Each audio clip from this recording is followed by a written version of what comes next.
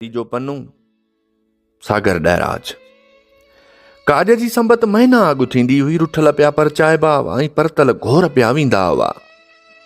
न्याणियूं स्याणियूं हफ़्तनि जा हफ़्ता अॻु कोठे राह बियूं हुयूं। काज में महीनू सवा हूंदो हुयो पर चुर विसामदी न हुई। ही मिट माइट ओड़ो पाड़ो संगती साथी पिया भेरा कंदा हुआ ऐं काज खे सुराहो करण जूं सलाहूं पियूं थींदियूं हुयूं। साई ॾिनल बनी जे एकड़ में लांढी अॾबी हुई। हल समूरी लांढी खटूं ई खटूं हूंदी हुई। भरसां चरूं ऐं चरुनि भर में सुकल काठिन जा सन्हा थुला बुंड ऐं फोड़ाटुनि जो ढिग।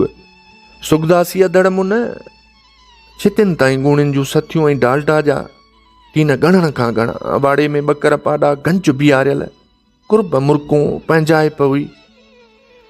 हाय हाय हाणे न लांढियूं न खटूं न सुगदासी न चरूं न कोई कुसण वारा ढोर।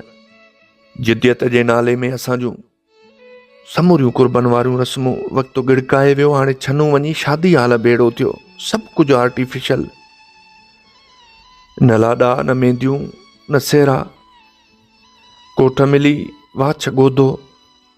शादी हाल जी झिरमिर कंदड़ फानोस ऐं बतिन जी मौज़ूई रोशनी में हाल जा मुलाज़िम मिशनी अंदाज़ में टेबलुनि ते खाधो रखंदा वेंदा। न का खिल न कोई खीकार न ई भोग न कुर्ब जा भाकुर। सभु तकड़ में सभु वक़्तु बचाइण में ई वक़्तु आहे। सो हाणे कंहिं वटि बचो ई कोन्हे। टेबलुनि ते सजायल मानी खाई दर ते वेठलनि खे मुबारकी लिकाए हर को ईअं रमतो थींदो ॼण त कंहिं होटल जो बिल अदा करे निकितो हुजे। हाय हाय सभु कुझु काज ऐं राज छपर ऐं छना वक़्त जी तेज़ी में गुम थी विया।